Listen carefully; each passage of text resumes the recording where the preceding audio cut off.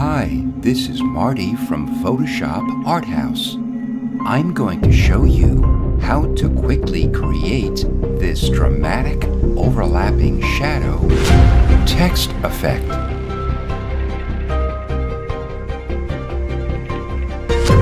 Create a new document by pressing Ctrl or Command N, or by going to File and New.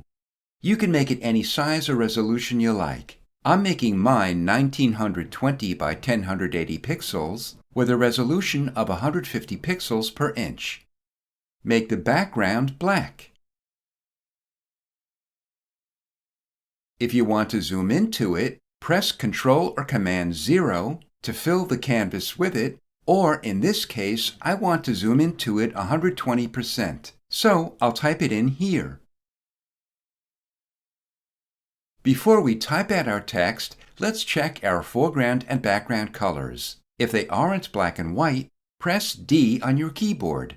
We want our text to be white, so our foreground color should be white as well. Press X to reverse the colors.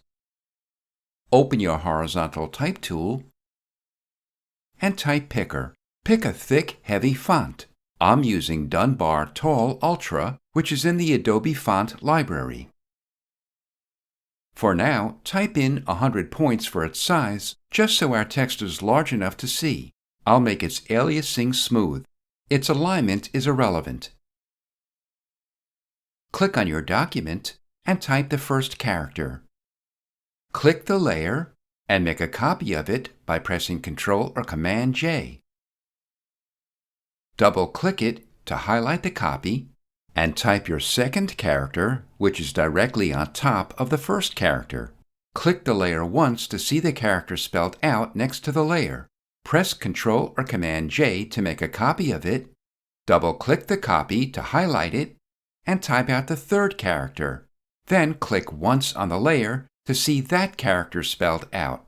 Continue these steps until all the characters of your text are in your Layers panel. We'll place all the characters into a folder by shift-clicking the bottom character to make all of them active and pressing Ctrl or Command G. Open the folder and make the top character active. Make sure your Move tool is active and that Autoselect is not checked. This will prevent another layer from moving when we click on our document. Click on the characters and press and hold the Shift key as you drag the active layer to the right. Pressing Shift kept it aligned on its horizontal axis. Make the character below it active and drag it to the right as well. Continue these steps until all the characters spell out your word.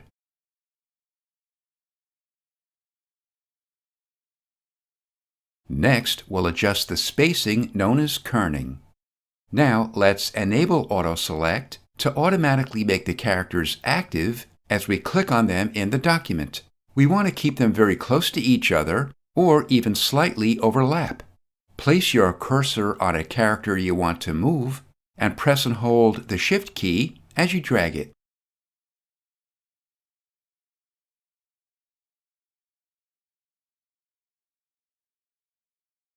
Next, we'll resize our entire word. Make the folder active and press Ctrl or Command T to open the Transform tool. Go to a corner and drag it out. To reposition it, just drag the word itself. Then press Enter or Return. Uncheck Autoselect. Double-click an empty area of the top character to open its Layer Style window. Click Gradient Overlay. Open the Gradient Presets and the Basics folder. Click the black to white gradient. The blend mode is normal and the opacity is 90%. The style is linear and the angle is 180 degrees. The scale is 100% and the method is smooth. We'll apply the gradient to all the other characters at once using a clever tip I'm about to show you. Right-click or secondary click the active layer to open the flyout list and click Copy Layer Style. make the bottom character active and shift-click the character just below the one with the gradients overlay to make all the other characters active. Right-click to open the list and click Paste Layer Style. Voila!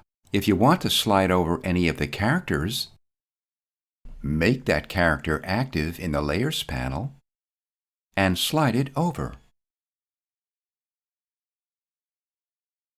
Collapse the folder and make a copy of it.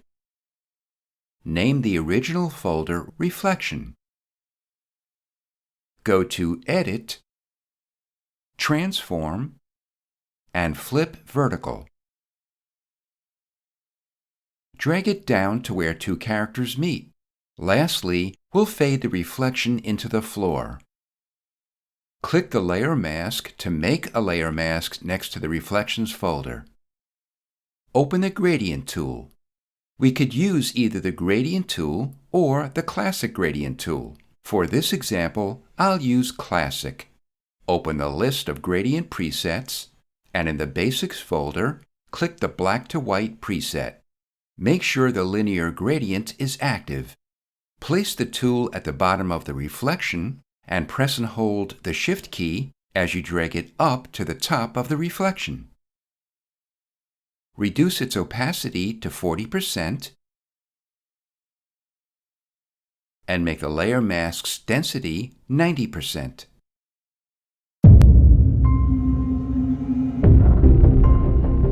This is Marty from Photoshop Arthouse. Thanks for watching.